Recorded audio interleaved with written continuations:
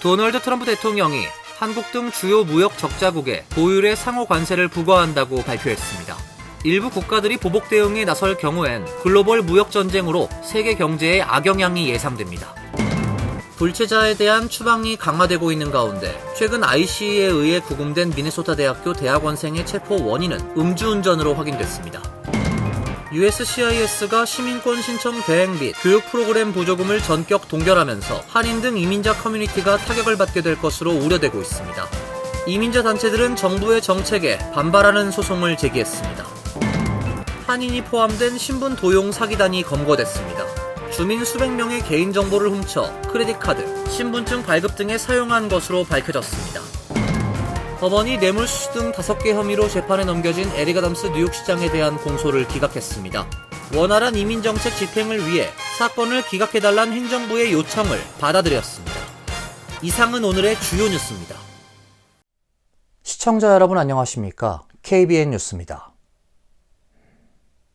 도널드 트럼프 대통령이 한국 등 주요 무역 적자국에 고율의 상호 관세를 부과하는 동시에 전 세계 국가들을 상대로 10% 기본 관세도 적용한다고 발표했습니다. 일부 국가들이 보복 대응에 나설 경우엔 글로벌 무역 전쟁으로 세계 경제에 악영향이 예상됩니다. 트럼프 대통령은 어제 백악관 로즈가든에서 미국을 다시 부유하게란 행사를 열고 상호 관세를 부과하는 내용의 행정명령에 서명을 했습니다. 트럼프 대통령이 직접 들고 설명한 상호 관세 자료에는 주요 국가들의 대미 관세와 미국이 산정한 할인된 상호 관세가 나란히 적혔습니다.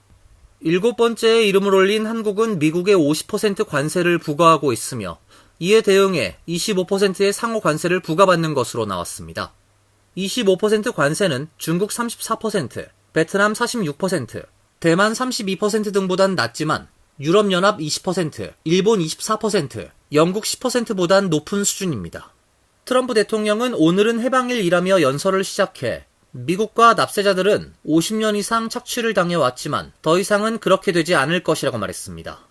트럼프 대통령은 우린 최소 10%의 기본 관세를 구축할 것이라고 밝혔습니다.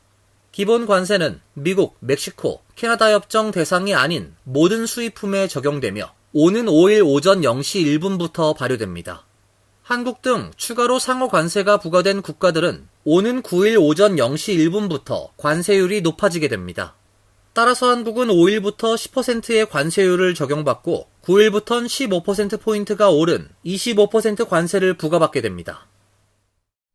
트럼프 대통령이 발표한 상호 관세에 대해 정치권의 찬반이 엇갈린 가운데 집권 여당 내부에서도 일부 이견이 표출됐습니다. 상원은 관세 부과를 철회하는 결의안을 통과시켰습니다.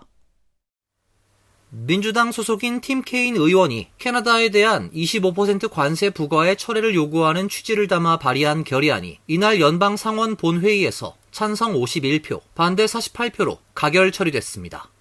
상원에서 집권 공화당이 53석, 민주당이 47석인 상황에서 공화당 의원 4명의 찬성표를 던지며 민주당 의원이 가세하면서 발생한 이변입니다. 이 결의안이 공화당이 다수인 하원까지 통과함으로써 입법이 될 가능성은 거의 없지만 이날이 트럼프 대통령이 전 세계를 상대로 진행 중인 관세 전쟁의 정점을 찍은 상호 관세를 발표한 날이란 점에서 상징적 의미가 있습니다.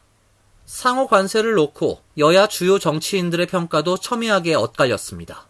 공화당 소속인 마이크 존슨 하원 의장은 X에 올린 글에서 트럼프 대통령은 오늘이 미국 해방의 날이란 분명한 메시지를 보내고 있다며 미국은 더 이상 불공정한 무역 관행에 의해 착취당하지 않을 것이라고 말했습니다. 반면 하킴 제프리스 민주당 하원 원내대표는 발표한 보도자료에서 미국에서 생활비는 상승하고 있으며 트럼프 관세는 미국에서 물건을 더 비싸게 만들 것이라면서 이는 미국 해방의 날이 아니라 미국 경기 침체의 날이라고 비판했습니다. 불체자에 대한 추방이 강화되고 있는 가운데 음주운전 전력도 체포 사유가 될 수 있어 주의가 요구됩니다. 지난달 27일 이민세관 단속국에 의해 구금된 미네소타 대학교 대학원생의 체포 원인은 음주운전으로 확인됐습니다.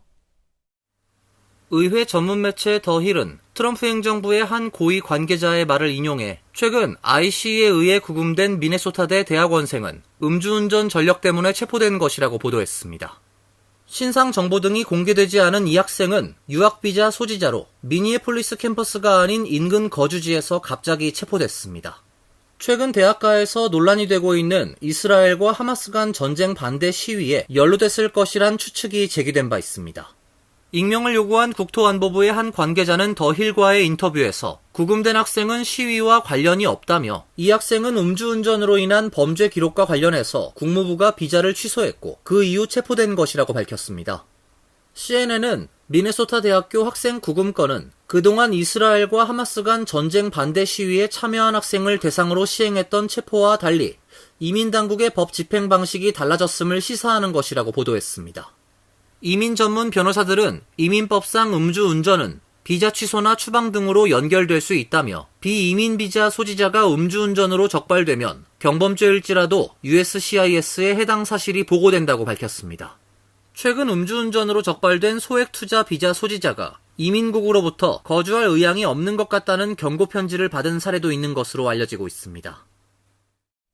정부가 불법 이민자를 추방하는 과정에서 실수와 무리한 조치가 이어지면서 트럼프 대통령의 이민 정책을 지지해온 보수층 일각에서도 우려의 목소리가 나오고 있습니다. 뉴욕타임스에 따르면 인기 팟캐스터 조 로건은 최근 자기 쇼에서 트럼프 행정부가 메이크업 아티스트를 범죄 조직 구성원으로 몰아 추방한 사건에 대해 끔찍하다는 입장을 밝혔습니다.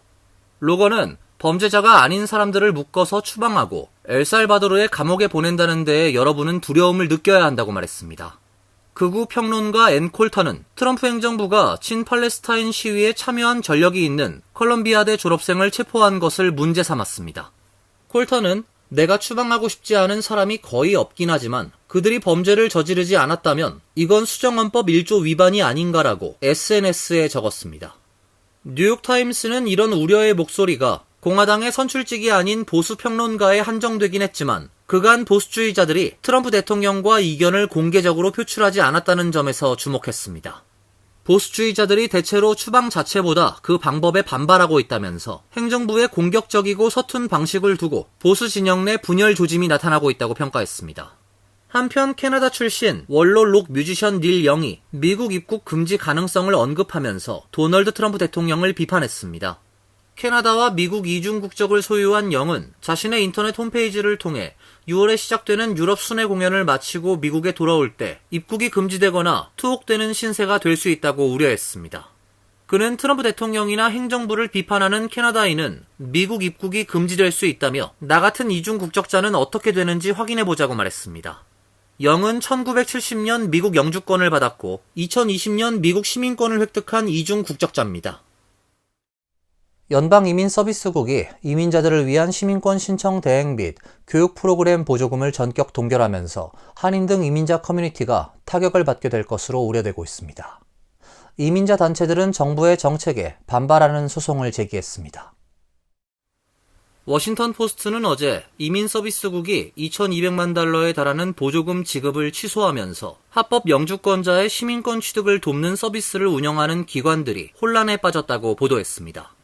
아시안 아메리칸 공정센터 등 이민자 단체들은 지난 15년간 합법 이민자의 시민권 취득을 도와왔던 프로그램에 대한 연방 보조금 지급을 트럼프 행정부가 불법적으로 동결했다면서 보조금 동결을 막기 위한 소송을 연방법원 메릴랜드 지법에 제기한 상태입니다. 이민자 단체들은 지난 2009년부터 USCIS는 시민권 취득 프로그램을 통해 이민자의 시민권 취득을 돕는 비영리 기관들에게 연방 보조금을 지급해왔다며 갑작스러운 보조금 중단은 이민자 커뮤니티를 위한 오랜 노력을 훼손하는 것이라고 반발하고 있습니다. 또 해당 보조금은 연방의회의 승인을 바탕으로 지급되는 만큼 행정부가 자의적으로 결정하는 것은 위법이라고 주장하고 있습니다. 보조금 중단 사태가 지속될 경우 뉴욕과 뉴저지 일원에서 한인을 대상으로 제공되는 시민권 신청 대행 및 교육 프로그램도 차질이 불가피할 것으로 보입니다. 시민권 신청 대행 및 교육 서비스를 제공하는 비영리 기관들은 지원금 지급이 이루어지지 않을 경우 프로그램 운영에 차질을 빚을 수밖에 없다며 시민권 취득을 희망하는 한인 이민자들에게 타격이 있을 수밖에 없다고 우려했습니다. 한인이 포함된 신분도용 사기단이 검거됐습니다. 주민 수백 명의 개인정보를 훔쳐 크레딧카드, 신분증 발급 등에 사용한 것으로 밝혀졌습니다. ICE에 따르면 한인 1명과 중국계 5명으로 구성된 사기단이 검거됐습니다. 이들은 주민 수백 명의 소셜 시큐리티 번호, 생년월일, 주소 등을 빼돌려 범죄에 사용했습니다. 사기단엔 30세 한인 스콧 정 씨가 포함되어 있으며 정 씨는 기기 사용 사기 공모, 불법 사용 목적의 허위 신분증 소지 등 2건의 혐의에 대해 유죄를 인정했습니다. 정 씨의 형량 선고는 오는 5월 5일에 있을 예정입니다. 정 씨와 함께 사기 행각을 벌인 5명의 중국계 공범들에게는 이미 12개월에서 최고 50개월의 형량이 선고됐습니다. 이들은 비자 사기, 허위 신분증 제조, 사기 방조 및 교사 등으로 징역형을 선고받고 연방교도소에 수감됐습니다. ICA는 이들은 불법으로 만든 신용카드로 대형 체인점과 백화점 등에서 최소 120만 달러를 사용했다며 피해 업체들 중에는 노드스트롬, 메이시스, sak스피프스 애비뉴 등도 포함되어 있다고 말했습니다. ICA는 현재 국무부 산하 DSS가 추가 수사를 진행하고 있다며 수사 결과 이들은 미국 입국 시에도 허위 신분증을 이용했던 것으로 드러났다고 전했습니다. 법원이 뇌물수수 등 5개 혐의로 재판에 넘겨진 에릭 애덤스 뉴욕시장에 대해 공소 기각 결정을 내렸습니다. 원활한 이민정책 집행을 위해 애덤스 시장의 사건을 기각해달란 트럼프 행정부의 요청을 받아들였습니다. 뉴욕 남부 연방법원의 데이로 판사는 어제 뇌물수수 등 혐의로 기소된 애덤스 시장에 대한 공소를 기각했습니다. 호 판사는 판결문에서 법원은 법무부가 피고인을 기소하도록 강제할 수 없다며 현 헌법상 권력 분립 체계에서 법원은 이번 사건 공소를 기각해달라는 법무부 요청을 받아들일 수밖에 없다고 설명했습니다. 호 판사는 만약 개별 검사가 부적절한 이유로 사건의 기각을 추구한다면 법원이 이런 요청을 거부하고 정부가 다른 검사를 재배정하게 할 수 있다면서도 그러나 이번 사안처럼 법원이 법무부가 제시한 기각 사유에 대해 실질적인 우려를 가진 경우 법원은 앞서와 같은 선택권을 가지지 못한다라고 말했습니다. 호 판사는 애덤스 시장을 향후 같은 공소 사실로 다시 기소할 수 있게 해달란 법무부의 요청은 받아들이지 않았습니다. 뉴욕 경찰 출신 정치인인 애덤스 시장은 범죄 억제 공약을 내걸고 뉴욕시 110대 시장으로 선출돼 2022년 1월부터 업무를 시작했으며 임기는 오는 2026년 1월까지입니다. 애덤스 시장은 지난해 9월 전자금융 사기, 뇌물수수, 불법 선거자금 모금 등 5개 범죄 혐의로 재판에 넘겨졌으며 현직 뉴욕시장이 형사 기소된 것은 처음 있는 일이었습니다.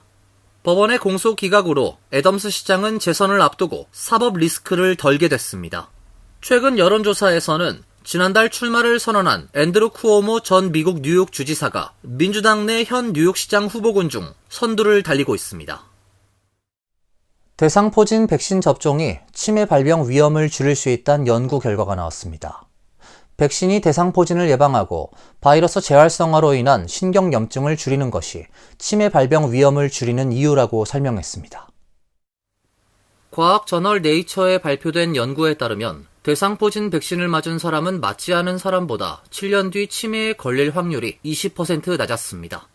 대상포진은 수두를 일으키는 바이러스인 수두 대상포진 바이러스가 원인이며 대체로 수십 년 동안 신경세포 안에 잠복하다가 면역력이 약해지는 노년기에 활성화되면서 대상포진을 일으킵니다. 이번 연구는 2013년 9월 1일 영국 웨일스에서 시작된 대상포진 백신 접종 정책에 주목했습니다.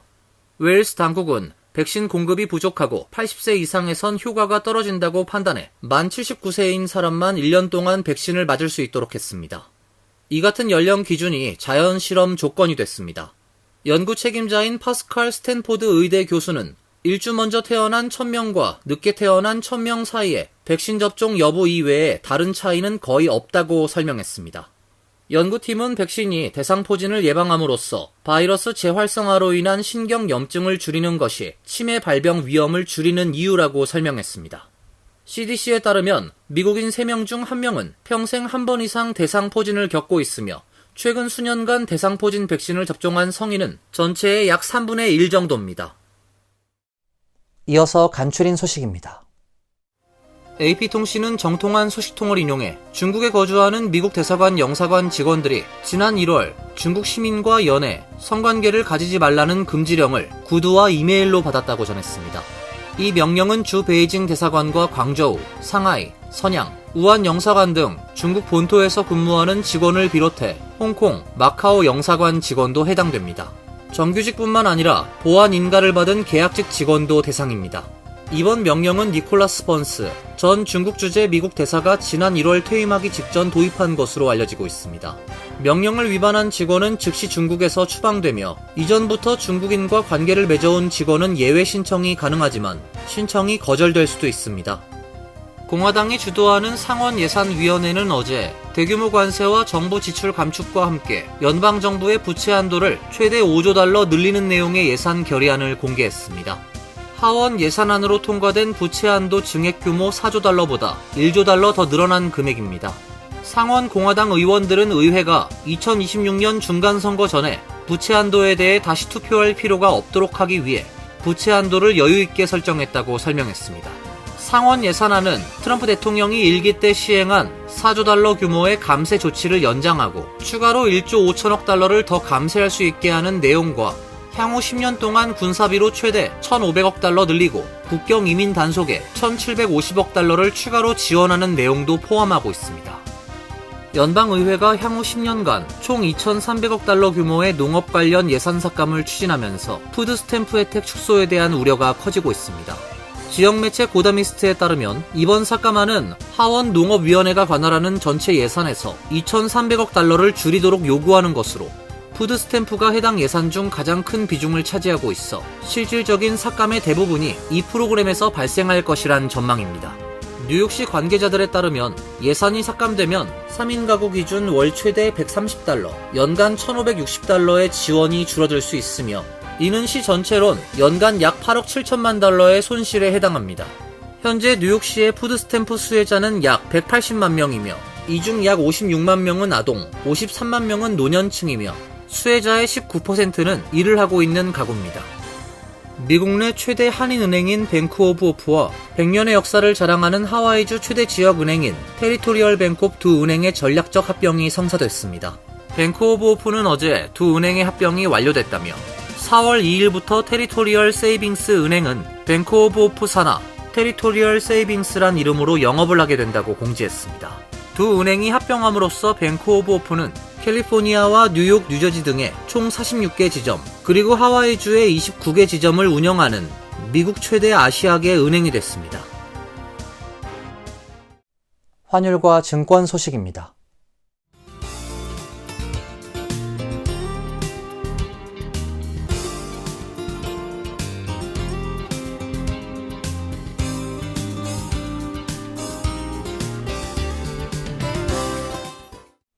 이어서 날씨입니다.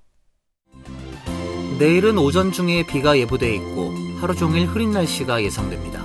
낮 최고 기온 65도, 섭씨 18도, 밤 최저 기온은 47도, 섭씨 9도로 예상됩니다. 토요일과 일요일도 흐린 가운데 비가 예보돼 있습니다. 월요일은 대체로 맑은 날씨가 예상됩니다.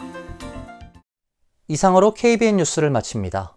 KBN과 함께 즐거운 시간 되시길 바랍니다. 동부 최대 한인방송 KBN이 제작하는 KBN 뉴스는 웹사이트 mykbn.com 그리고 유튜브와 페이스북에서 다시 보실 수 있습니다.